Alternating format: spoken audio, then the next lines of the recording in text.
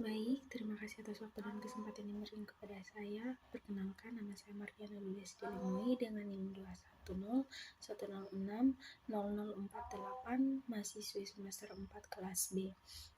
Di sini saya akan mempresentasikan mengenai larutan ideal, termodinamika, pencampuran larutan ideal, dan hukum Henry, hukum distribusi Nernst, dan sifat koligatif larutan.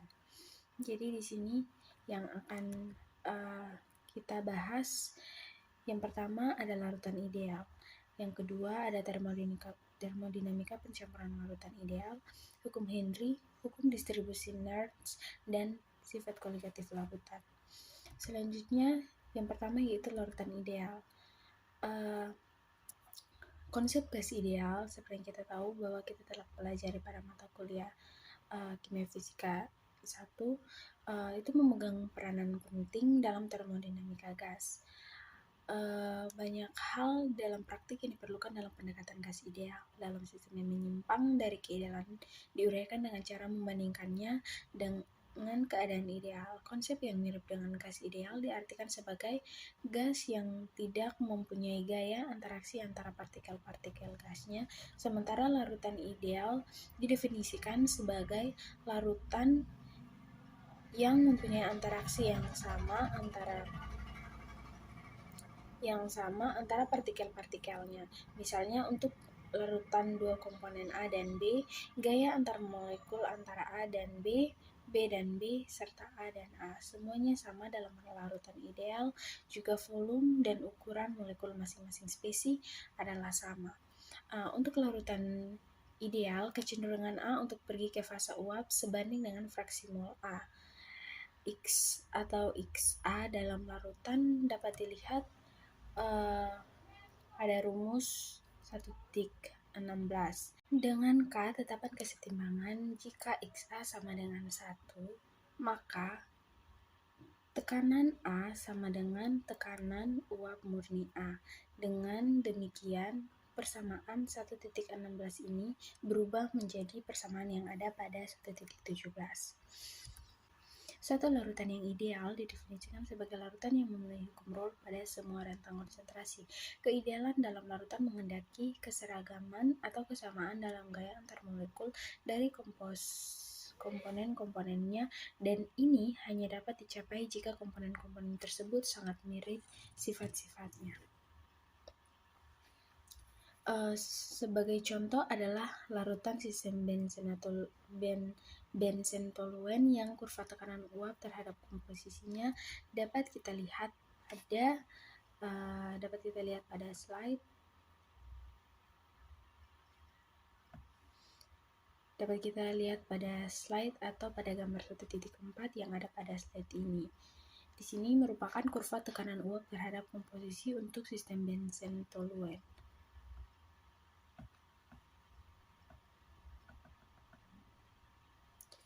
Jadi jika komponen B ditambahkan pada A murni, maka tekanan uap A akan turun dan persamaannya itu akan didapat persamaan 1.17 dan dapat dituliskan dalam bentuk penurunan tekanan uap relatifnya sama seperti pada persamaan yang ada di slide, yaitu persamaan 1.18.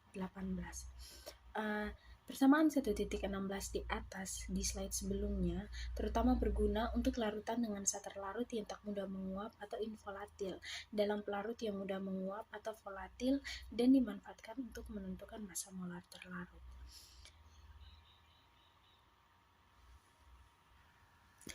Pada kesetimbangan antara cairan atau padatan dalam larutan dengan uapnya, maka potensial kimia komponen I sama dengan potensial kimia komponen I dalam uapnya. Di atas larutan, jika uapnya diasumsikan sebagai campuran gas ideal, maka ia akan membentuk persamaan 1.19 yang ada pada slide.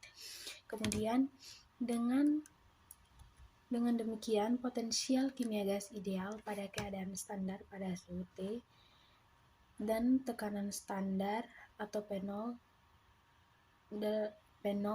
atau juga 1 atm dan PT tekanan parsial dari uap I di atas larutan, substitusi persamaan 1.19 ke dalam persamaan potensial kimia komponen I sama dengan potensial kimia komponen I dalam uapnya di atas larutan. Itu menghasilkan persamaan yang ada pada slide, yaitu 1.20, dan dengan menggunakan hukum Raoult maka kita akan peroleh persamaan yang ada pada 1.21. Selanjutnya, jika cairannya I murni, maka Xi sama dengan 1 dan persamaan 1.21 tadi menjadi persamaan 1.22 ini yang ada pada slide. Kemudian dengan potensial kimia I cairannya murni, substitusi persamaan dari 1.22 ke dalam persamaan 1.21 sehingga akan menghasilkan persamaan yang ada pada 1.23. Dengan potensial komponen I dalam larutan dengan fraksi mol Xi pada T dengan P tertentu, potensial kimia komponen I murni sama dengan potensial kimia komponen I murni pada suhu T dan tekanan P. Keadaan standar dari komponen I dalam larutan ideal adalah cairan atau padatan I murni pada suhu T dan tekanan P dari larutan. Oleh karena itu, persamaan dari 1.23 yang ada pada slide ini akan berubah menjadi persamaan yang ada pada 1.24. Jadi untuk larutan ideal, potensial kimia untuk setiap komponennya memenuhi persamaan 1.24, dan ini merupakan definisi atau dasar termodinamika untuk larutan ideal. Selanjutnya kita masuk pada topik yang kedua, yaitu akan dibahas mengenai termodinamika pencampuran larutan ideal. Jadi pada proses pencampuran sejumlah N1, N2 sampai dengan Ni mol cairan murni yang asalnya terpisah membentuk larutan ideal pada T, P tertentu, dapat kita turunkan delta G, delta V, delta S, dan delta H pencampurannya. Energi Gibbs G dari larutan ideal dapat kita lihat pada slide rumus yang tertera. Kemudian sementara energi Gibbs komponen-komponennya sebelum dicampurkan pada T, P tetap adalah akan menghasilkan persamaan 1.25 karena 0 lebih kecil Xi lebih kecil dari 1, maka ln dari Xi lebih kecil 0 dan delta G mix lebih kecil 0. Artinya proses pelarutan berlangsung dengan spontan pada T, P tetapi isotermal atau isobar. Berdasarkan persamaan 1.25 maka dapat kita turunkan menjadi persamaan yang ada pada 1.26. Karena ln Xi negatif, maka delta S mix untuk larutan ideal berharga positif. Artinya sistem dalam larutan menjadi semakin tidak teratur. Untuk menentukan delta V mix dan delta H mix, kita dapat menggunakan persamaan 1.25 dan 1.26. Untuk larutan ideal pada persamaan 1.25 terlihat bahwa delta G mix bergantung pada T dan fraksi mol, tetapi tidak bergantung pada P. Oleh karena itu dapat kita lihat pada persamaan 1.27. Jadi pada proses pembentukan larutan ideal dari komponen-komponennya tidak terjadi perubahan volume. Hal ini dapat dipahami bahwa dalam larutan ideal selain interaksi antar molekulnya sama, volumenya juga sama, sehingga ketika dicampurkan tidak ada perubahan volume. Karena interaksi antar molekul pada larutan ideal adalah sama, maka kita harapkan kalor pencampurannya akan berharga 0. Untuk itu kita gunakan persamaan delta G sama dengan delta H dikurangi T kali delta S pada T tetap untuk menentukan delta H mix, sehingga kita peroleh persamaan 1.28 yang ada pada slide. Jadi tidak ada kalor yang diserap maupun yang dilepaskan pada saat pembentukan larutan ideal pada T, pada suhu maupun tekanannya tetap. Selanjutnya kita masuk pada topik yang ketiga, yaitu hukum Henry. Kebanyakan larutan bersifat tak ideal, ada yang menyimpang secara positif, ada juga yang menyimpang secara negatif dari hukum Raoult. Penyimpangan positif dari hukum Raoult terjadi pada larutan yang tekanan uapnya lebih besar dari yang dinyatakan hukum Raoult, dan penyimpangan negatif terjadi pada larutan yang tekanan uapnya lebih kecil daripada yang dinyatakan dengan hukum Raoult. Penyimpangan positif dari hukum Raoult terjadi karena gaya tarik molekul terlarut dan molekul pelarut dalam larutan lebih kecil daripada gaya tarik antara molekul-molekul terlarut atau antara molekul-molekul pelarut murninya. Akibatnya ada kecenderungan yang lebih besar dari molekul-molekul tersebut untuk berada di fase uapnya. Hasilnya, tekanan uap parsial masing-masing di atas larutan lebih besar dari yang diramalkan dengan hukum Raoult, dan tekanan total dari larutan pun menjadi lebih besar dari yang diharapkan. Sebaliknya, penyimpangan negatif dari hukum Raoult terjadi karena gaya tarik pelarut lebih besar daripada gaya tarik terlarut dan pelarut. Artinya kedua zat lebih senang berada dalam larutannya. Akibatnya, tekanan parsial di atas larutan lebih kecil daripada yang dinyatakan dengan hukum Raoult, sehingga tekanan uap totalnya juga lebih kecil dari yang diharapkan dan terjadi penyimpangan negatif. Contoh yang menyimpang secara positif dari hukum Raoult adalah sistem aseton karbon disulfida. Dapat kita lihat pada gambar 1.5a, dan contoh sistem yang menyimpang secara negatif dari hukum Raoult adalah sistem aseton klorofrom, yaitu terdapat pada gambar 1.5b. Dapat kita lihat ini di sini pada slide. Gambar 1.5a ini merupakan penyimpangan positif hukum Raoult, sedangkan gambar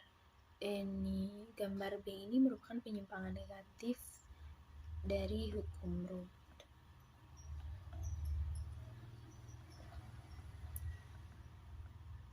Ada hal yang menarik dari gambar 1.5a. Untuk lebih jelasnya gambar tersebut akan diambil sebagian, yakni untuk tekanan parsial karbon disulfidanya saja, seperti gambar 1.6 berikut ini. Gambar 1.6 ini merupakan kurva tekanan parsial karbon disulfida terhadap komposisi untuk sistem aseton karbon disulfida.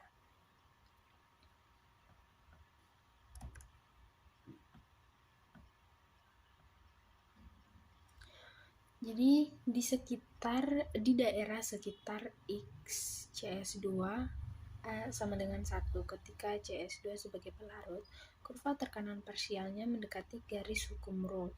Akan tetapi di daerah sekitar XCS2 sama dengan 0 ketika CS2 sebagai terlarut atau ada dalam konsentrasi rendah, kurva tekanan parsialnya itu linear, dan dapat kita lihat persamaannya itu pada persamaan 1.29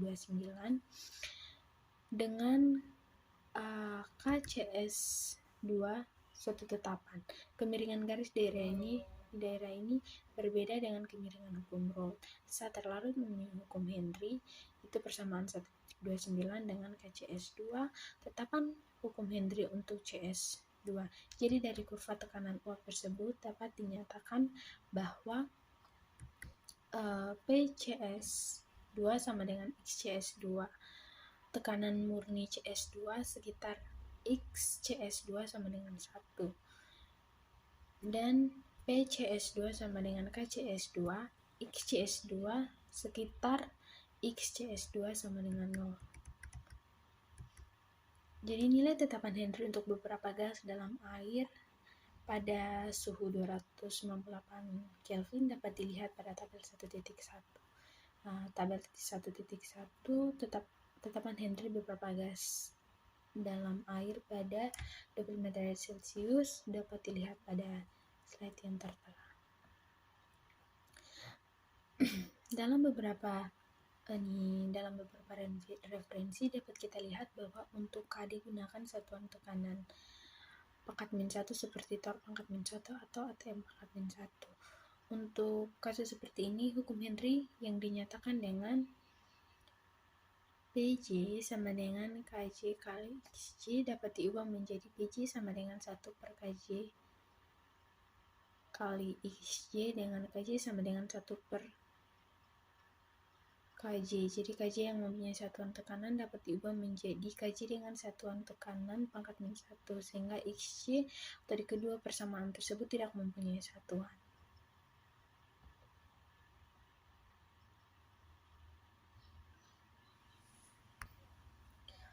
Baik, jadi perlu kita ketahui juga bahwa jika larutan ideal, maka K akan sama dengan tekanan murni, dan hukum Henry maupun hukum Raoult dapat menjadi sama.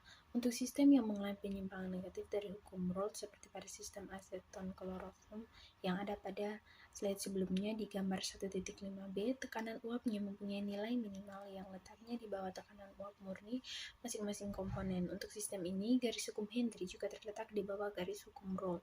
Dari uraian tersebut dapat dibedakan bahwa untuk larutan ideal encer, pelarut mengikuti hukum Raoult, yaitu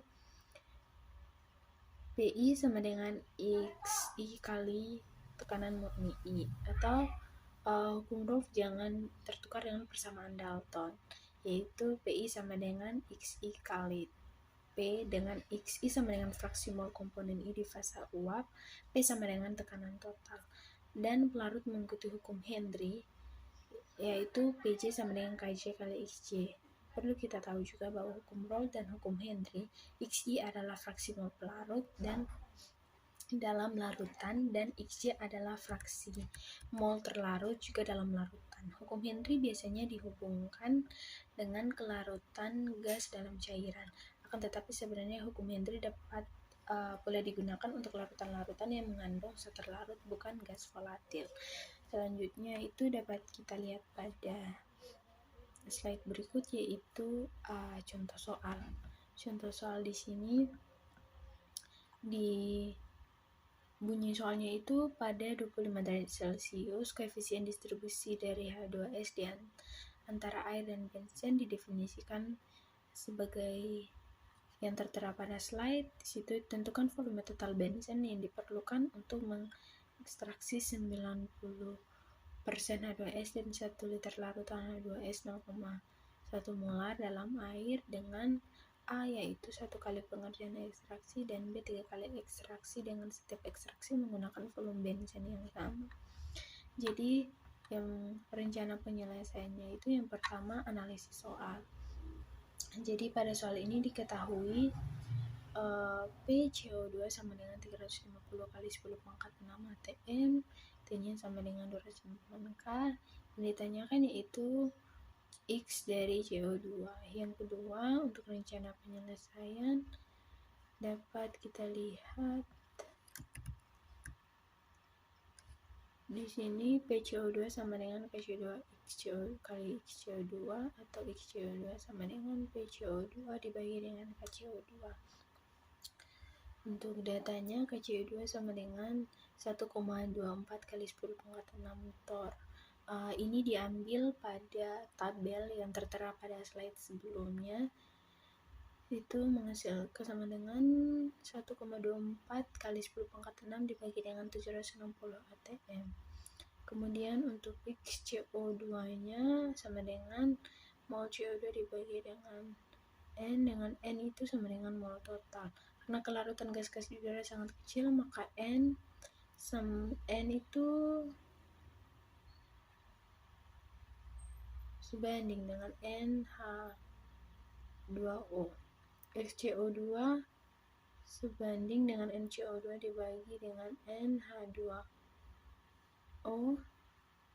NH2O sama dengan WH2O dibagi dengan MH2O. NCO2 sama dengan XCO2 dikali NH2 sama dengan PCO2 dibagi KCO2 dikali NH2O.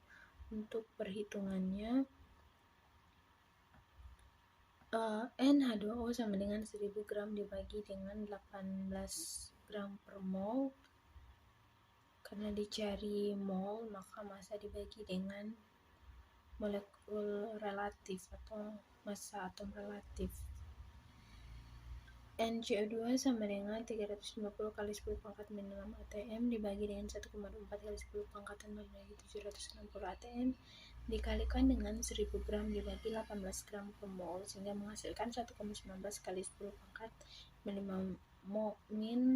mol dalam 1 kg air. Jadi kesimpulannya, kelarutan CO2 dalam 1 kg air pada 258 Kelvin adalah 1,19 kali 10 pangkat min 5 mol. Dengan catatan salah satu penyebab terjadinya hujan asam yaitu pH lebih kecil dari 5,7 adalah adanya kandungan CO2 di udara. Dari soal di atas dapat kita ketahui bahwa CO2 yang larut dalam 1 kg air adalah 1,19 kali 10 pangkat min 5 mol atau kemolarannya 1,19 kali 10 pangkat min 5 mol per kilogram. Untuk larutan dengan pelarut air yang sangat encer, kemolaran sama dengan kemolaran. Dari kemolarannya data Ka H2 kali CO2 dan Ka HCO3 pangkat min dapat ditentukan pH-nya atau akan lebih besar daripada 7. Ada beberapa keterbatasan pada hukum Henry. Pertama adalah hukum ini hanya berlaku untuk larutan yang encer, dan yang kedua, tidak ada reaksi kimia antara zat terlarut dan pelarut karena jika ada reaksi, maka kelarutannya dapat terlihat sangat besar. Contoh gas-gas seperti itu adalah CO2, H2S, NH3, SO2, dan juga HCl mempunyai kelarutan yang sangat besar dalam air karena terjadi reaksi dengan pelarut. Jadi dalam hal-hal seperti ini hukum Henry tidak dapat lagi digunakan. Topik selanjutnya yaitu hukum distribusi Nernst. Untuk dua pelarut yang tidak saling melarutkan seperti air dan karbon tetraklorida, ketika dicampurkan akan terbentuk dua fasa yang terpisah. Jika ke dalamnya ditambahkan zat terlarut yang dapat larut di kedua fasa tersebut seperti iodium yang dapat larut dalam air dan CCl4, maka zat terlarut akan terdistribusi di kedua pelarut atau yang berbeda fasa tersebut sampai tercapai keadaan kesetimbangan. Pada saat tersebut, potensi kimia zat terlarut di fasa 1 sama dengan potensial kimia di fasa 2.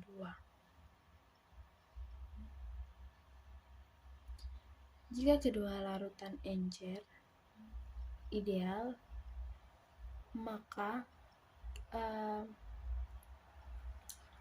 kita dapat melihat pada slide sehingga saat kesetimbangan itu ia akan membentuk persamaan 1.30 karena potensial komponen I1 dan potensial komponen 2 tidak bergantung pada komposisi, maka T-nya itu tetap sehingga menghasilkan persamaan yang ada pada 1.31 dengan koefisien distribusi atau koefisien partisi yang harganya tidak bergantung pada konsentrasi zat terlarut pada T yang sama. Jika sejumlah tertentu zat terlarut sudah setimbang dalam dua fase yang berbeda dan kemudian ditambahkan lagi terlarut ke dalamnya, maka terlarut itu akan terdistribusi lagi dalam kedua pelarut sampai diperoleh keadaan kesetimbangan baru yang konsentrasinya berbeda pada konsentrasi sebelum penambahan, akan tetapi nilai perbandingan di kedua fasa berharga tetap, yaitu K sama dengan X2 per dengan X1. Kemudian jika larutan sangat encer, maka fraksi mol sebanding dengan kemolaran atau kemolaran sehingga menghasilkan persamaan yang ada pada slide yaitu 1.32.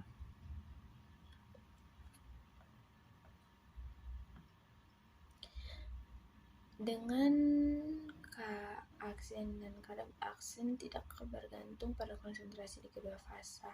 Persamaan 1.32 pertama kali ini ditemukan oleh Nernst sehingga persamaan tersebut dikenal dengan hukum distribusi Nernst.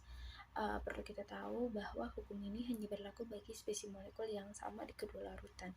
Jika zat terlarut terasosiasi menjadi ion-ionnya atau molekul yang lebih sederhana, atau jika terasosiasi membentuk molekul yang lebih kompleks, maka hukum distribusi tidak dapat diterapkan pada konsentrasi totalnya di kedua fasa, melainkan hanya pada konsentrasi spesies yang sama yang ada dalam kedua fase. Jadi apabila zat A terlarut dalam satu pelarut tanpa mengalami perubahan, sementara dalam pelarut lain terjadi asosiasi dari zat terlarut, misalnya membentuk A2, maka koefisien partisi untuk distribusi tidak lagi merupakan perbandingan konsentrasi total zat terlarut di kedua fase, melainkan konsentrasi total zat terlarut di fase 1 dibagi dengan konsentrasi molekul A yang tidak terdisosiasi di fase lainnya. Jadi dengan perbandingan konsentrasi dari molekul terlarut yang sama, molarnya sama, dalam hal ini A di kedua pelarut, misalnya I2 dalam air, I2 dalam CCl4, bukan I2 dalam air dan I- dalam CCl4. Koefisien distribusi seperti halnya tetapan-tetapan kesetimbangan lainnya bergantung pada suhu. Sebagai contoh K untuk distribusi asam benzoat di antara air dan kloroform adalah 0,564 pada 10 derajat Celcius dan 0,442 pada 40 derajat Celcius. Hukum distribusi Nernst ini terutama digunakan pada proses ekstraksi. Ekstraksi memegang peranan penting baik di laboratorium maupun industri. Di laboratorium, ekstraksi ini juga seringkali digunakan atau dilakukan untuk menghilangkan atau memisahkan zat terlarut dalam larutan dengan pelarut air yang diekstraksi dengan pelarut lain seperti eter, kloroform, karbon disulfida atau benzen. Dalam proses ini penting untuk diketahui berapa banyak pelarut dan berapa kali ekstraksi harus dilakukan agar diperoleh derajat pemisahan yang diinginkan. Jika zat terlarut terdistribusi di antara dua pelarut yang tidak saling melarutkan dan zat terlarut tersebut tidak mengalami disosiasi atau reaksi dengan pelarut, maka dimungkinkan untuk menghitung jumlah zat terlarut yang dapat diambil atau diekstraksi melalui sekian kali ekstraksi. Untuk itu penurunan rumus akan dilangsungkan dengan melihat contoh soal yang ada pada slide ini dengan bunyi dengan contoh soalnya itu dapat kita lihat bersama pada slide itu pada 25 derajat Celcius. Soalnya sama dengan contoh soal yang ada pada slide sebelumnya. Tetapi untuk penyelesaiannya itu sedikit berbeda. Dengan penyelesaiannya dapat kita lihat bersama, yaitu pertama itu analisis soal. Ketahui 1 liter larutan H2S 0,1 molar dalam air. Airnya itu sama dengan volume A sama dengan 1 liter diekstraksi dengan benzen dengan nilai K-nya itu sama dengan 0,167. Yang ditanyakan di sini yaitu volume benzen sama dengan volume B untuk A, yaitu volume B untuk 1 kali ekstraksi dan yang kedua itu untuk 3 kali ekstraksi. Untuk rencana penyelesaiannya dapat kita lihat bagian A, yaitu K konsentrasi H2SA dibagi konsentrasi H2SB itu menghasilkan NH2S dibagi V dibagi dengan H2S dibagi V. Untuk yang B sama dengan dapat kita lihat pada slide untuk selanjutnya. Kita langsung saja ke perhitungan untuk nilai A-nya. Di situ untuk NH2SA mula-mulanya itu 1 liter dikali dengan 0,1 mol dibagi dengan liter itu menghasilkan 0,1 mol. Kemudian untuk NH2SB-nya itu setimbang sama dengan 90% dari 0,1 mol sama dengan 90 per 100 dikali 0,1 menghasilkan 0,09 mol. Untuk NH2SA setimbang itu dikurangi antara NH2S A mula-mula dengan NH2SB setimbang menghasilkan 0,01 mol. Kemudian 0,167 sama dengan 0,01 mol dibagi 0,09 mol dikali VB dibagi 1 liter itu menghasilkan VB itu menghasilkan 1,5 liter. Untuk rencana penyelesaian B-nya untuk 1 kali ekstraksi mol H2S dalam air saat setimbang dimisalkan dengan N1. Mol H2S awal dimisalkan dengan N. Jadi mol H2S dalam benzen saat setimbang yaitu N dikurangi dengan N1. Nah, untuk rumus-rumusnya itu dapat kita lihat pada slide. Kemudian untuk 2 kali ekstraksinya itu mol H2S dalam air saat setimbang itu N2 dan mol H2S dalam bensin saat setimbang N1 dikurangi dengan N2. Persamaan-persamaannya itu dapat kita lihat juga pada slide. Dan untuk 3 kali ekstraksi itu mol H2S dalam air saat setimbang N3 sama dengan 0,01 mol. Mol H2S dalam bensin saat setimbang yaitu N2 dikurangi dengan N3. Untuk persamaan atau rumusnya itu juga dapat dilihat pada contoh soal yang tertera pada slide. Kemudian untuk perhitungan B-nya itu 0,01 mol sama dengan 0,1 mol dikali dengan 0,167 kali 1 liter dibagi VB ditambah 0,167 dikali 1 liter dipangkatkan dengan 3. Rumus ini kita gunakan rumus yang telah disubstitusi berdasarkan persamaan-persamaan yang ada tadi pada contoh soal, sehingga menghasilkan persamaan akhir yaitu 1,5. Nah, untuk menghitung 3 kali ekstraksi soal yang ditanyakan pada bagian B ini, kita menggunakan persamaan 1,35 sehingga menghasilkan nilai dari VB itu sama dengan 0,1932 liter.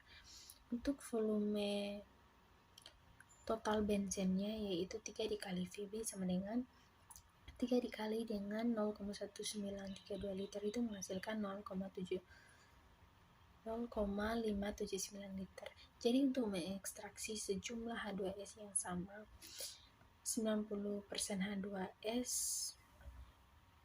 dari larutan air yang menggunakan bensin diperlukan volume total bensin 1,5 liter untuk 1 kali ekstraksi dan 0,579 liter bensin untuk 3 kali ekstraksi yang masing-masing menggunakan volume bensin yang sama. Jadi dapat disimpulkan bahwa 3 kali ekstraksi masing-masing dengan volume yang sama lebih efektif daripada 1 kali ekstraksi. Topik yang akan dibahas selanjutnya yaitu sifat koligatif larutan. Sifat koligatif larutan merupakan sifat larutan yang tidak bergantung pada jenis zat terlarut, tetapi hanya bergantung pada konsentrasi zat terlarutnya. Dasar dari hukum sifat koligatif ini adalah hukum Raoult. Kata koligatif sendiri berasal dari bahasa Latin yakni colligere, yang berarti berkumpul bersama. Maka sifat ini bergantung dengan pengaruh kebersamaan atau kolektif semua partikel dan tidak ada sifat juga keadaan partikel. Dapat disimpulkan bahwa semakin banyak zat terlarut maka sifat koligatif semakin besar. Sifat koligatif merupakan sifat yang hanya memandang kuantitas bukan kualitas. Sifat larutan seperti warna, kekentalan atau viskositas dan warna menjadi sifat-sifat yang bergantung pada jenis zat terlarut. Jumlah partikel zat yang terlarut dalam suatu larutan dinyatakan dalam suatu besaran yakni konsentrasi larutan. Konsentrasi larutan terdiri dari molaritas, yaitu dilambangkan dengan M besar, molaritas dengan M kecil, dan juga fraksi mol atau X. Selanjutnya, klasifikasi sifat koligatif larutan. Sifat koligatif larutan diklasifikasikan menjadi 4 kategori. 4 kategori tersebut terdiri dari penurunan tekanan uap, kenaikan titik didih, penurunan titik beku, dan tekanan osmotik. Pada sistem pelarut murni, titik didih, titik beku, tekanan uap, dan tekanan osmotik hanya akan dapat dipengaruhi oleh molekul pelarut itu sendiri. Hal tersebut berbeda dengan sistem pelarut yang terdiri dari pelarut dan terlarut. Keberadaan zat terlarut dalam suatu pelarut akan menyebabkan suatu perubahan tertentu pada keempat sifat pelarut tersebut. Zat terlarut volatil mengakibatkan tekanan uap jenuh larutan lebih besar dari tekanan uap jenuh pelarut. Sedangkan zat terlarut non-volatil cenderung menurunkan tekanan uap jenuh larutan. Perubahan tekanan uap akan berdampak pada titik didih dan titik beku larutan sehingga terjadi koligatif larutan. Untuk penurunan tekanan uap atau dilambangkan dengan delta P, penguapan merupakan peristiwa yang terjadi ketika partikel-partikel zat cair meninggalkan kelompoknya. Semakin lama gaya tarik-menarik antar molekul zat cair, maka semakin mudah zat cair tersebut menguap. Semakin mudah zat cair menguap, maka semakin besar pula tekanan uap jenuhnya. Tekanan uap merupakan jumlah atau banyaknya uap yang terbentuk di atas permukaan zat cair ketika menjadi uap. Di waktu bersamaan, uap tersebut akan kembali menjadi zat cair. Adapun tekanan uap jenuh merupakan tekanan yang muncul ketika terjadi kesetimbangan antara jumlah partikel zat cair menjadi uap dan jumlah uap menjadi zat cair.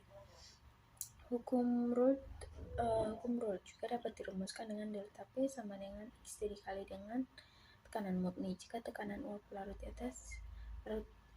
atas larutan dilambangkan P, maka delta P sama dengan tekanan murni dikurangi dengan tekanan. Jika komponen larut terdiri dari pelarut dan setar larut dengan tetapan rumus yaitu XP ditambah XT sama dengan 1, maka XT sama dengan 1 dikurangi XP, sehingga persamaan akan menjadi delta P sama dengan XT dikali dengan tekanan murni dikurangi dengan tekanan sama dengan 1 dikurangi XP dikali dengan tekanan murni. Tekanan murni dikurangi tekanan sama dengan tekanan murni dikurangi dengan XP dikali dengan tekanan murni. Dengan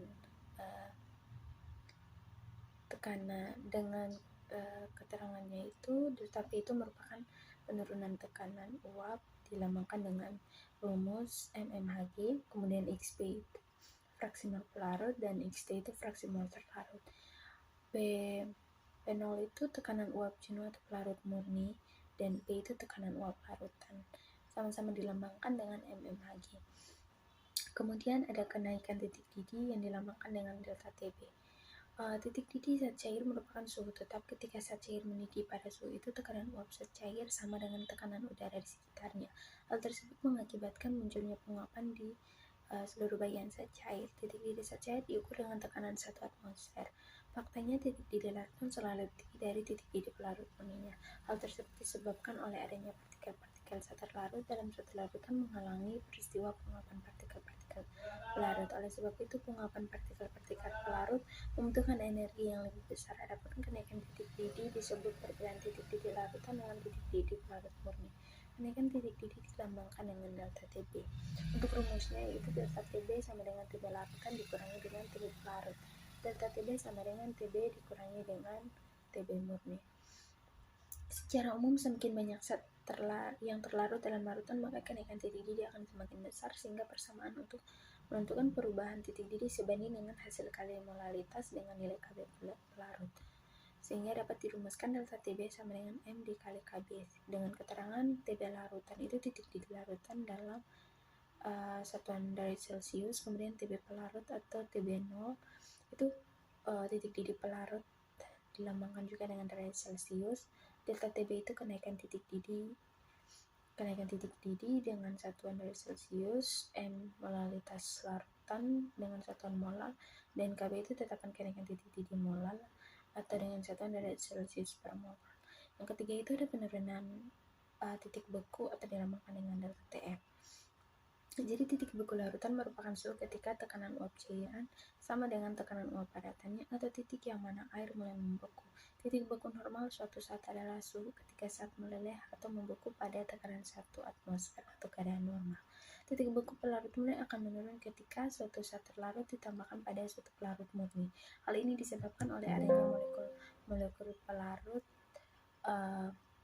sulit berubah menjadi fase cair karena pergerakan partikel pelarut dihalangi oleh partikel terlarut. Dengan demikian, larutan akan membeku pada suhu yang lebih rendah dibanding titik beku pelarut murni air. Penurunan titik beku atau delta Tf merupakan selisih titik beku pelarut Tf0 dengan titik beku larutan atau Tf. Delta Tf sama dengan Tf pelarut dikurangi Tf larutan. Delta Tf sama dengan Tf0 dikurangi Tf. Menurut hukum Beckmann dan Roth menyatakan bahwa penurunan titik beku dan kenaikan titik didih berbanding langsung dengan molalitas yang terlarut di dalamnya.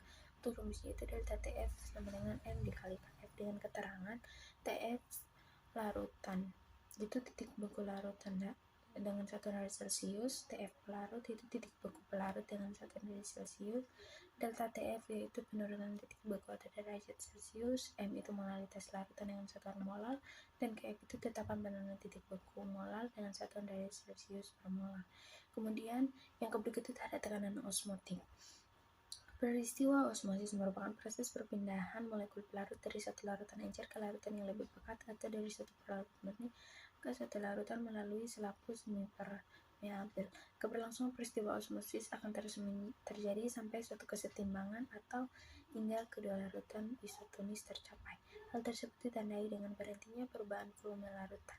Adapun tekanan osmosis terjadi ketika terjadi perbedaan volume dua larutan pada kesetimbangan yang menghasilkan suatu tekanan. Tekanan osmosis juga dapat diartikan sebagai tekanan yang memberikan untuk mencegah terjadinya peristiwa osmosis.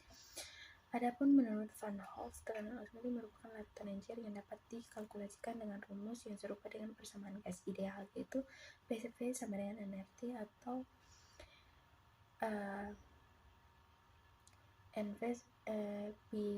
P sama dengan nRT dengan P sama dengan nRT dengan keterangan P itu tekanan osmosis dalam satuan atm, M itu molaritas atau mol per liter, dan R itu tetapan gas yaitu 0,02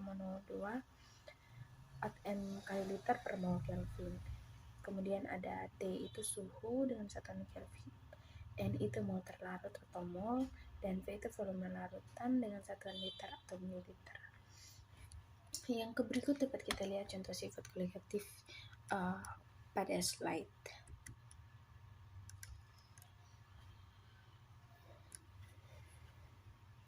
Jadi baik, sekian dari hasil presentasi saya. Apabila selama dalam presentasi ada kata-kata yang saya salah ucap dan lain sebagainya, saya mohon maaf. Sekian dan terima kasih.